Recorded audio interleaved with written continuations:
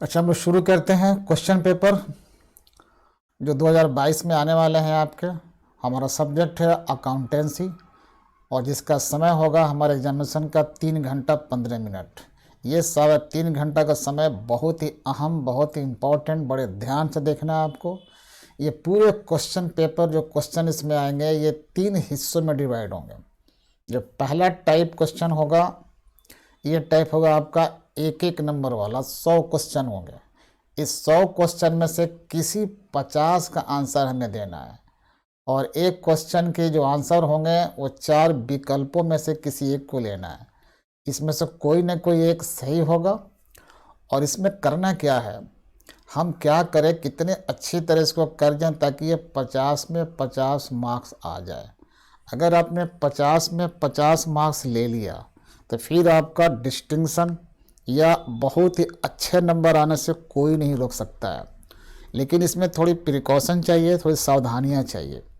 पहले तो आप क्वेश्चन पेपर को देख लिए ध्यान से कि 3.25 घंटा है और हम सब जानते हैं कि एग्ज़ाम में समय कम पड़ जाता है।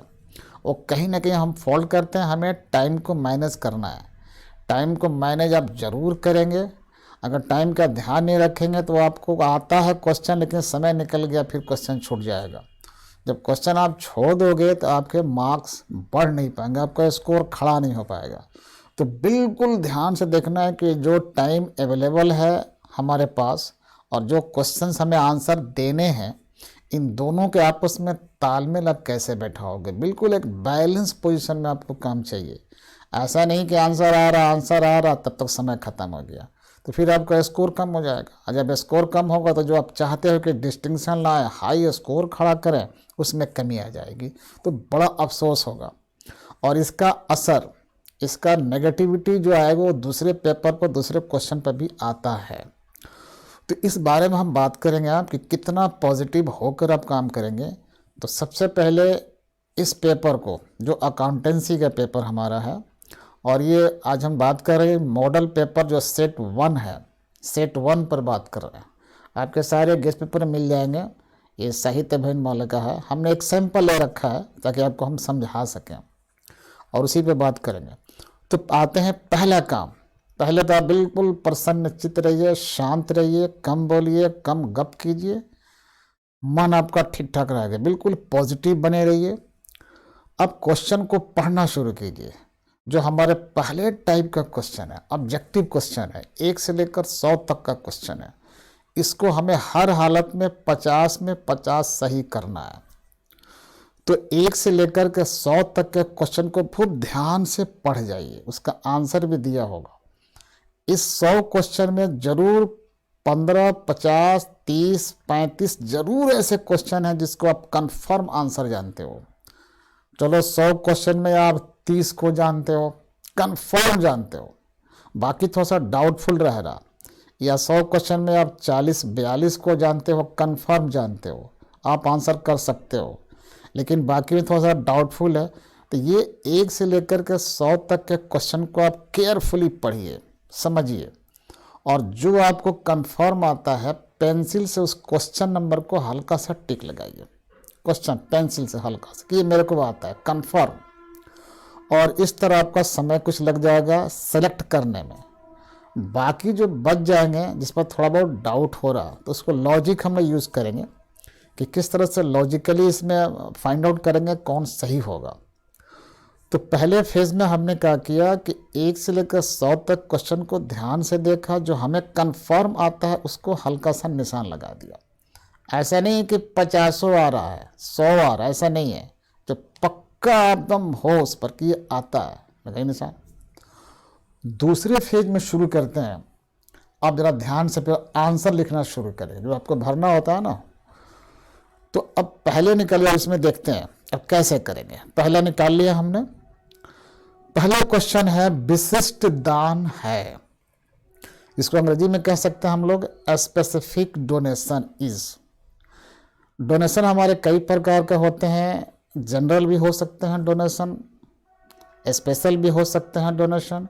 तो जो स्पेशल प्रकार का डोनेशन है, जो विशिष्ट दान है, इस प्रकार के दान हम लोग बैलेंस शीट में लिखते हैं और जो आइटम बैलेंस शीट में लिखते हैं, चाहे वो लायबिलिटी साइड में आए या फिर एसेट साइड में जाए, बैलेंस शीट के सारे आइटम को कैपिटल आइटम के नाम से जानते हैं।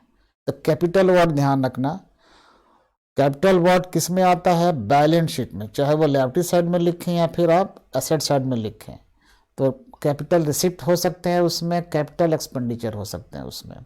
और जो हम लोग इनकम एक्सपेंडिचर में लिखते हैं वो सारे आइटम रेवेन्यू आइटम्स होते हैं। रेवेन्यू रिसिप्ट या रेवेन्यू इनकम, रेवेन्यू पेमेंट या रेवेन्यू एक्सपेंडिचर। तो हमने आइटम्स को दो हिस्सों में बांटा।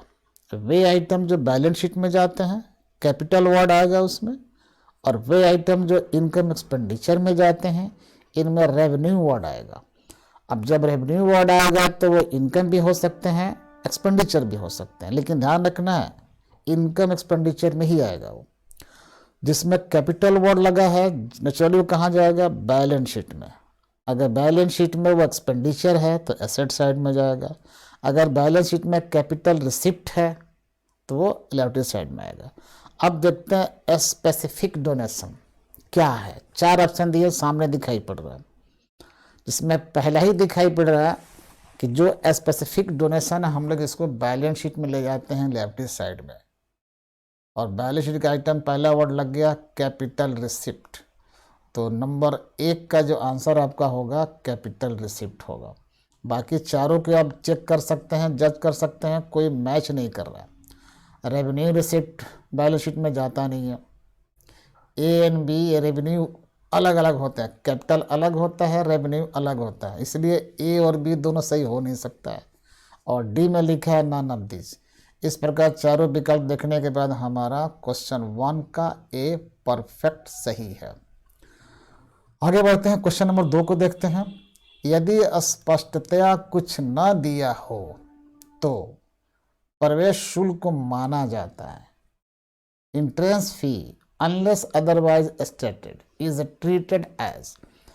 अगर इंट्रेंस फी के बारे में कुछ इंडिकेशन नहीं दिया है, कुछ आगे पीछे नहीं कह रहा है कि कैपिटल आइटम है या रेवेन्यू आइटम है, कुछ नहीं, बस सीधे एक वर्ड लिख दिया है इंट्रेंस फी।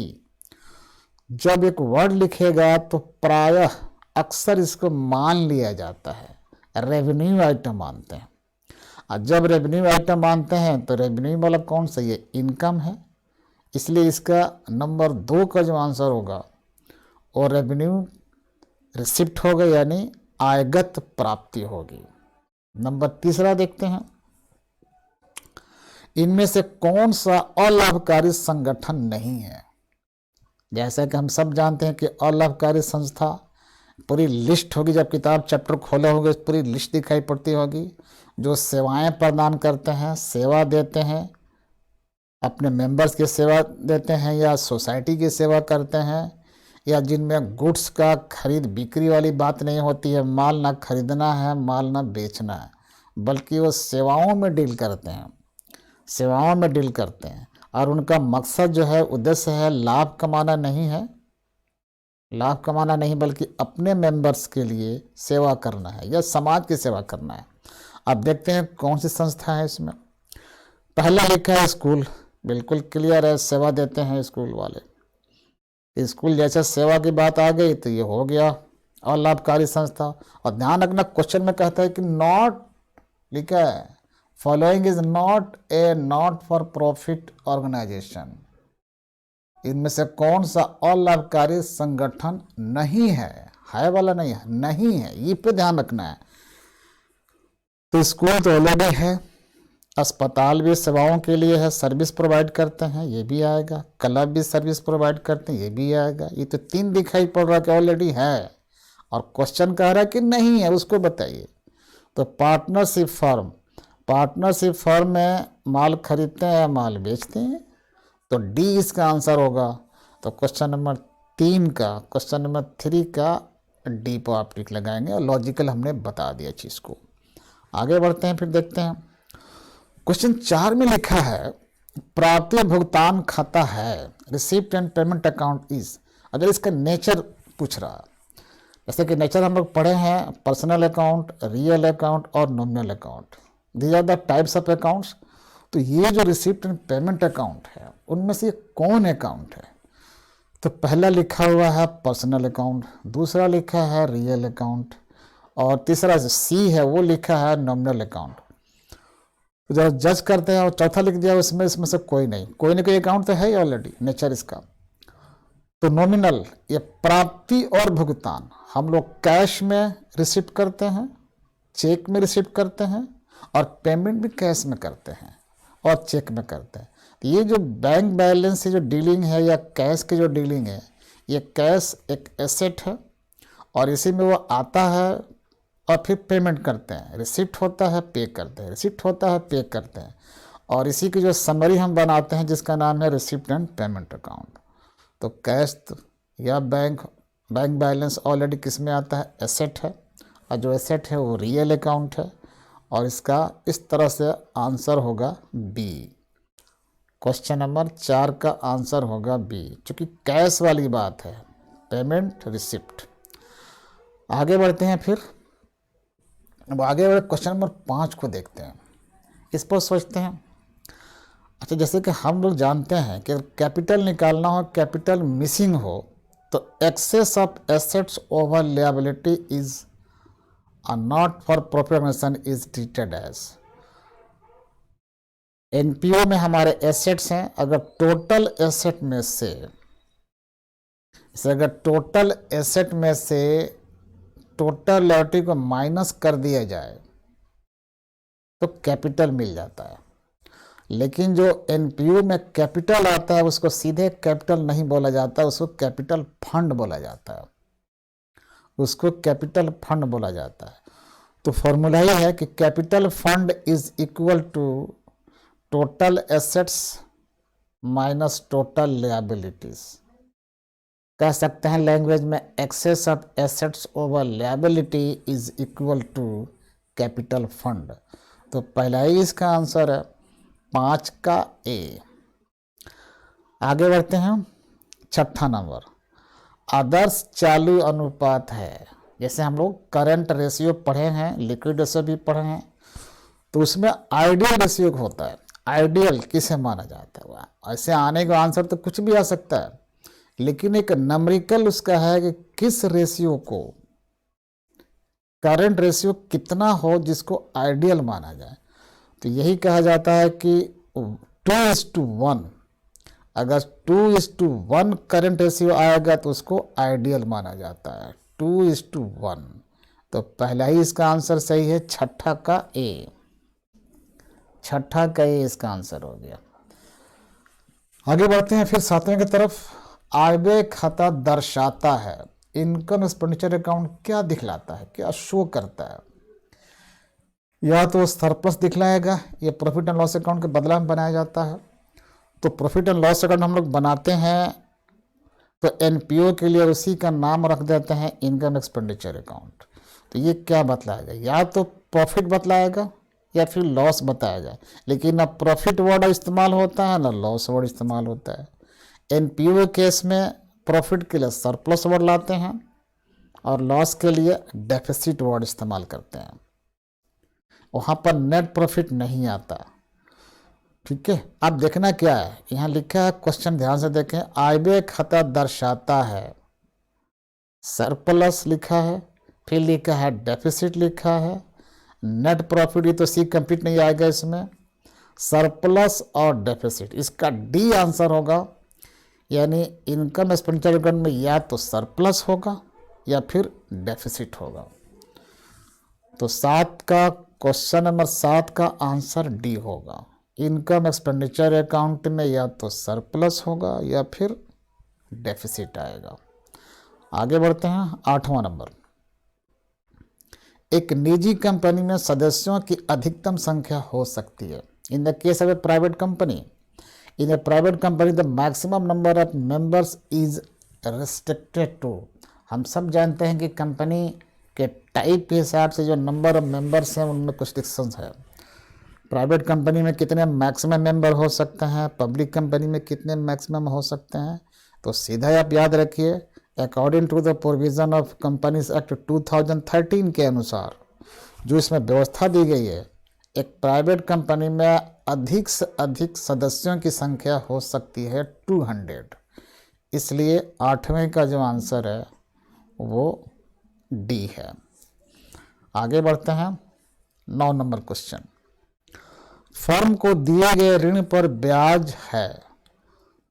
जो पार्टनर है, अगर वो पार्टनर फर्म को लोन देते हैं, interest on loan given to the firm is, अगर पार्टनर फर्म को लोन देते हैं तो उस पर ब्याज बनेगा अगर according to the deed of partnership.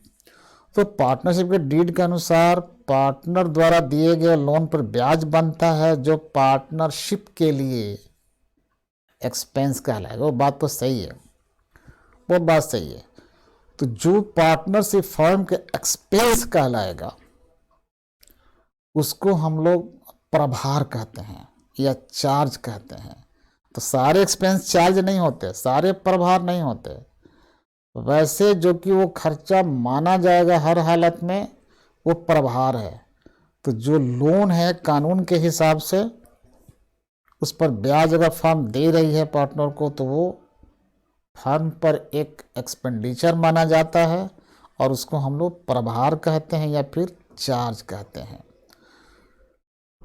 और जो कोई एक्सपेंडिचर के नाम पर साझेदारों में बांट दिया जाता है, साझेदार कमीशन के नाम पर ले लेते हैं, रेमुनेशन के नाम पर लेते हैं, सैलरी के नाम पर लेते हैं, बोनस के नाम पर लेते हैं, तरह तरह के नाम रख कर ये ले लेते हैं, अपने कैपिटल पर इंटरेस्ट लेते हैं, तो ये नहीं माना जाएगा। अगर लोन दिया है पार्टनर ने फर्म को और उस लोन पर ब्याज बनता है तो इस ब्याज को प्रभार यानी कि चार्ज माना जाता है और इसे हम लोग प्रॉफिट एंड लॉस अकाउंट में लिखते हैं। इस प्रकार हमारा आंसर सी हो गया। इसमें आगे बढ़ते हैं 10वां नंबर। साझेदारों की पूंजी पर ब्याज है। अब ये देखना है, साझेदारों की पूंजी पर ब्याज कानून के हिसाब से अलाउ नहीं है। अगर पार्टनरशिप डीड में चर्चा कर दिए, लिख दिए तो ठीक है, अदरवाइज नॉर्मली ऐसे अलाउ नहीं है। और जो अलाउ नहीं है उसको हम लोग एप्रोप्रिएशन के नाम से जानते हैं। तो interest on partners capital is an विनियोजन, एप्रोप्रिएशन है ये। तो एक्सपेंस नहीं माना जाएगा, लाभ नहीं माना जाएगा, इसलिए इसका बी आंसर होगा 10 का बी। 11 नंबर। विद्यमान साझेदारों के लाभ विभाजन अनुपात में परिवर्तन से होता है।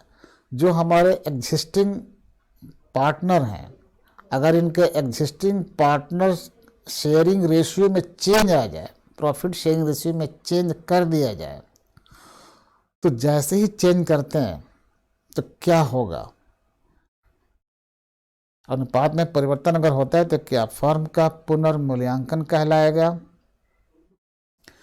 अंग्रेजी में थोड़ा सा गलत रिवोल्यूशन लिखा है इसमें, फर्म का पुनर्मूल्यांकन। बी में लिखा है reconstitution of firm, dissolution of firm, इनमें से कोई नहीं।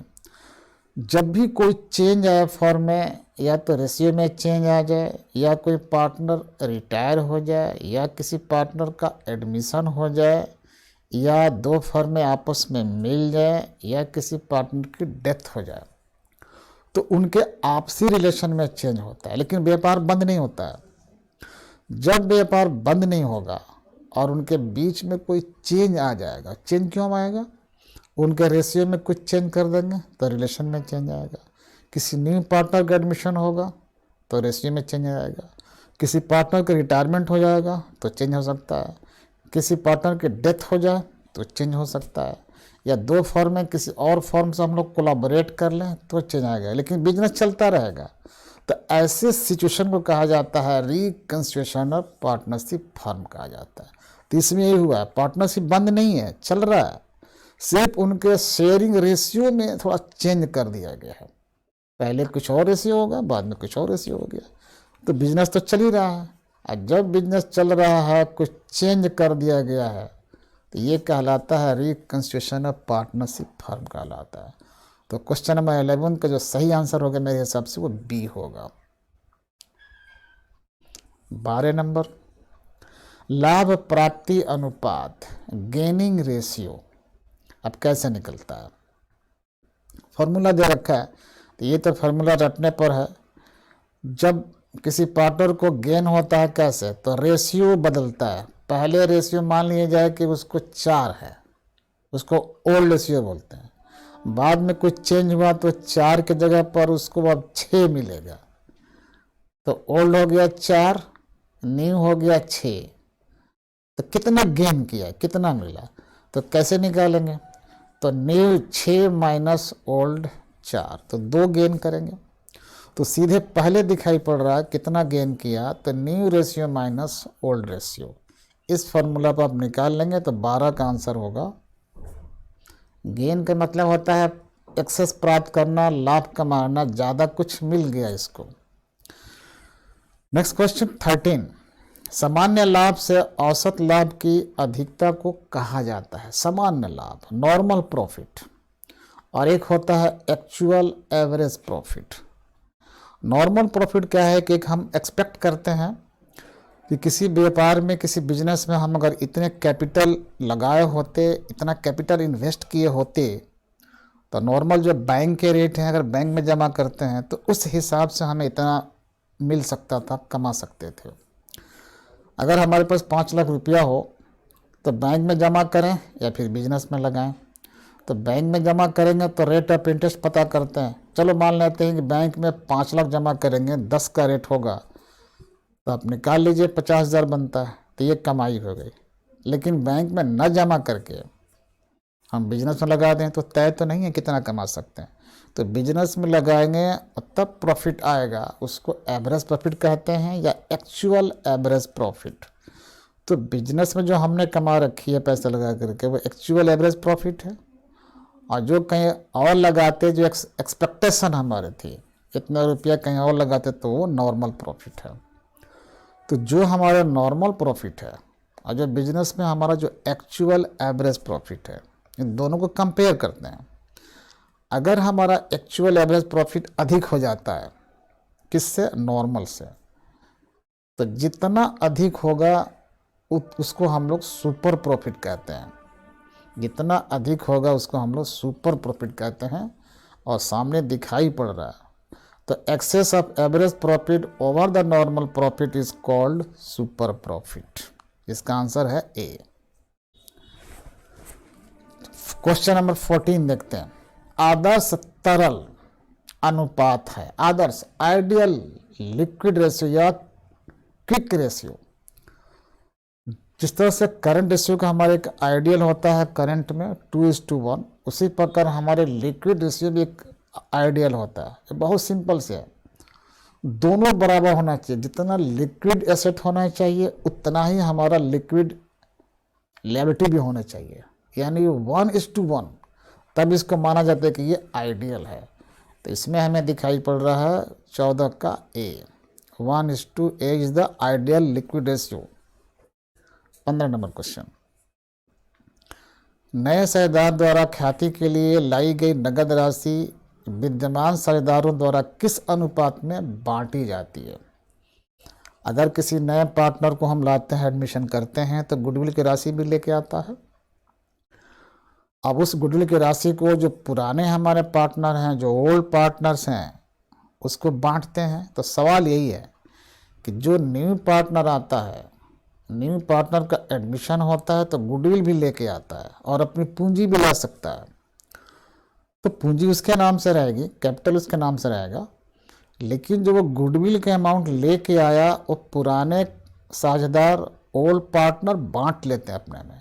तो सवाल ये किस रेशियो में बांटते हैं, किस अनुपात में बांटते हैं। बहुत सीधी सीधी सी बात है कि नए पार्टनर के आने से जो पुराने पार्टनर ने सेक्रीफाइस किया, जिसने जितना सेक्रीफाइस किया है उसी अनुपात में उसको लाभ मिलने वाला, उसको फ़ायदा। जो सेक्रीफाइस नहीं करेगा उसको नहीं मिलेगा। तो जिसने सेक्रीफाइस किया उसको मिलेगा।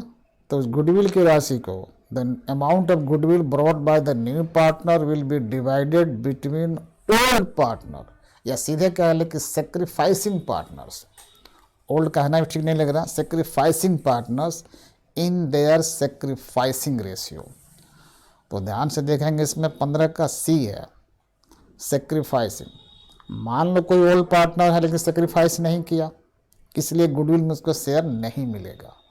तो ओल्ड होना इम्पोर्टेंट नहीं है, ओल्ड होने के अलावा इम्पोर्टेंट है कि उसने सेक्रीफाइस कितना किया, ये इम्पोर्टेंट है। जिसने सेक्रीफाइस किया उसी को मिलेगा गुडविल का अमाउंट। नेक्स्ट क्वेश्चन है 16 नंबर। पुनर्मूल्यांकन खाता में नाम पक्ष पर जमा पक्ष का आधिक्य है। Excess of the credit side over the debit side of revaluation account. हम सब जानते हैं कई परिस्थितियों में पुनर्मूल्यांकन किया जाता है, रिवैल्यूएशन किया जाता है एसेट्स के और लायबिलिटी के। तो अगर या तो प्रॉफिट हो सकता है या फिर लाभ हो सकता है, और इसके लिए हम लोग एक अकाउंट बनाते हैं जिसका नाम है रिवैल्यूएशन अकाउंट। तो जब संपत्तियों और दायित्वों का पुनर्मूल्यांकन करते हैं और ऐसा करने से अगर लाभ होता है तो इस अकाउंट के सीआर साइड में लिखते हैं, और पुनर्मूल्यांकन से जो हानि होती है, नुकसान हो जाता है, उसको डेबिट साइड में लिखते हैं। तो ये रिवैल्यूएशन अकाउंट एक पीएल अकाउंट जैसा बन जाता है। अगर इस रिवैल्यूएशन अकाउंट का डेबिट साइड अधिक है और क्रेडिट साइड कम है तो डिफरेंस एक प्रकार का लॉस होगा, और अगर रिवैल्यूएशन अकाउंट का क्रेडिट साइड अधिक है और डेबिट साइड कम है तो difference amount is the amount of profit. तो सवाल में वही है, excess of the credit side over the debit side क्या होगा, सीधे होगा, ये प्रॉफिट हो जाएगा, यानी इसका आंसर ए हो जाएगा। अगला पॉइंट देखते हैं, क्वेश्चन नंबर 17। ए और बी साझेदार हैं, क्लियर है, दो पार्टनर है ए और बी। सी को 1/5 भाग से प्रवेश दिया जाता है। ध्यान रखना, तीसरा पार्टनर आता है जिसका नाम सी है और वो 5 भागों में से 1 भाग हिस्सा लेता है। सी अपने भाग के लिए 1,20,000 पूंजी के रूप में लाता है, जो फर्म की कुल पूंजी है, जो फर्म की कुल पूंजी है। जब ध्यान से देखना है तो क्या पूछ रहे सवाल, तो फर्म की कुल पूंजी कितनी है। ये बंदा जो सी आ रहा है 5 भाग में से 1 भाग हिस्सा लेता है, 5 हिस्सा में से 1 हिस्सा, यानी 1/5 ले लिया। तो जितना ये हिस्सेदारी लिया है उसी के इक्वल में वो कैपिटल लेके आता है। तो सीधा दिखाई पड़ रहा है कि 1/5 माने 5 भाग में से 1 भाग का वैल्यू कितना बन गया, 1,20,000। तो पूरा भाग कितना होगा, तभी तो फर्म की पूंजी होगी, कुल पूंजी। तो इसको आप 5 से मल्टीप्लाई कर दोगे 1,20,000 को, तो वो 6 लाख आएगा, और फर्म की पूरी पूंजी हो जाएगी 6 लाख। मल्टीप्लाई कर लो आप, 1,20,000 मल्टीप्लाई 5 हो जाएगा 6 लाख। ये फर्म की पूरी पूंजी हो गया। सवाल वही पूछ रहा है, और इस तरह इसका आंसर होगा 17 का डी होगा आंसर इसका। आगे बढ़ते हैं 18 में।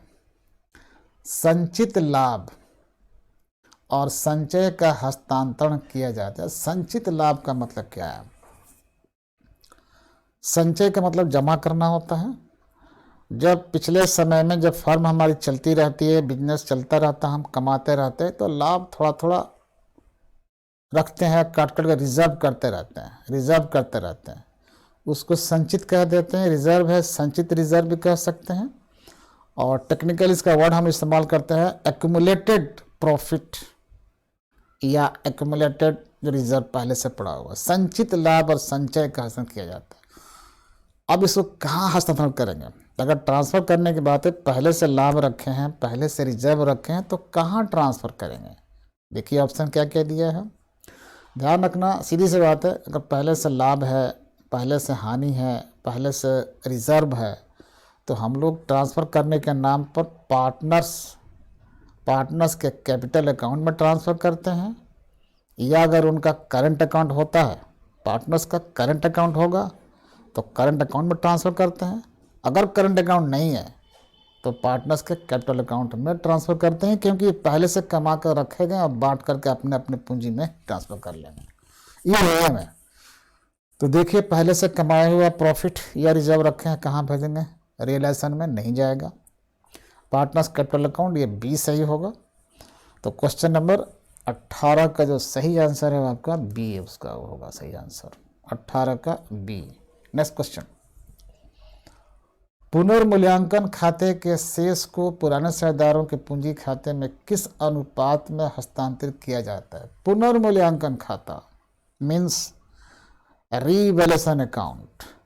The balance of revaluation account is transferred to old partners capital account in which ratio? कहता है कि जब रिवोल्यूशन अकाउंट बनेगा उसका जो बैलेंस आएगा, बैलेंस कुछ भी हो सकता है, या तो लॉस हो सकता है या फिर प्रॉफिट हो सकता है। रिवोल्यूशन अकाउंट का डेबिट बैलेंस होगा तो वो तरह क्या हो जाएगा? वो लॉस है, या उसका क्रेडिट बैलेंस आएगा तो प्रॉफिट है। चाहे लॉस हो या फिर प्रॉफिट हो, जो पुराने पार्टनर हैं, जो ओल्ड पार्टनर्स हैं, ओल्ड पार्टनर्स नी वाले नहीं, ओल्ड पार्टनर्स के जो उनके ओल्ड प्रॉफिट शेयरिंग रेशियो है, old partners old profit sharing ratio में डिवाइड कर दिया जाता है। तो सवाल वही पूछा है, किस अनुपात में किया जाएगा? तो इसका पहला आंसर दिखाई पड़ रहा है, पुराने लाभ अनुपात में, old profit sharing ratio. Question number 20, अमन राज और शांतनु, ये 3 पार्टनर, रेशियो दिया हुआ, इनका वर्ल्ड रेशियो दिया हुआ है 3:2:1। राज अवकाश ग्रहण करता है। इसमें जो राज है, जिसमें बीच में नाम है इसका राज का, यह अवकाश ग्रहण करता है, चला जाता है। अमर शांतनु का नया लाइफ, बहुत सिंपल बात है। जब इस तरह के रेशियो दिया हो और कोई पार्टनर या तो इसके डेथ हो जाए या रिटायर कर जाए, तो उनके रेशियो को आप सजा लीजिए, तीनों नाम ऊपर लिख देना, अमन राज शांतनु, और उनके रेशियो इसी फॉर्म में समथिंग यूज्ड, मैंने बिना बट्टा के ऐसे लिख देना।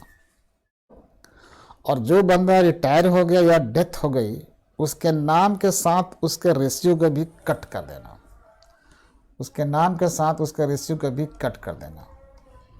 रेशियो दे दिया, और जो रिटायर करेगा उसका नाम और उसका रेशियो कट कर देंगे।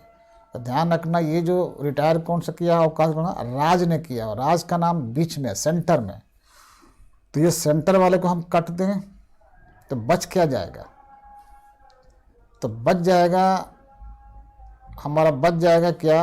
3 और 1 बचेगा। हमने सजा लिया, ध्यान रखना, देखो ये रेशियो बिना बट्टा का है, बिल्कुल हमको यही चाहिए, बिना बट्टा का सजा लिया। बीच वाला जो नाम है राज, वो चला जा रहा है, इसलिए उसका नाम भी ख़त्म कर दिया, उसका रेशियो भी 2 को काट दिया, और जो पार्टनर बच गए उनका रेशियो बच गया, यही उनका न्यू रेशियो होगा। तो इसमें यही कह रहा है कि जो पार्टनर बच गए उनका नया अनुपात क्या होगा? तो अब उनका नया अनुपात होगा 3:1, इनका ये हो जाएगा, बीच का निकल गया बड़ी आसानी से।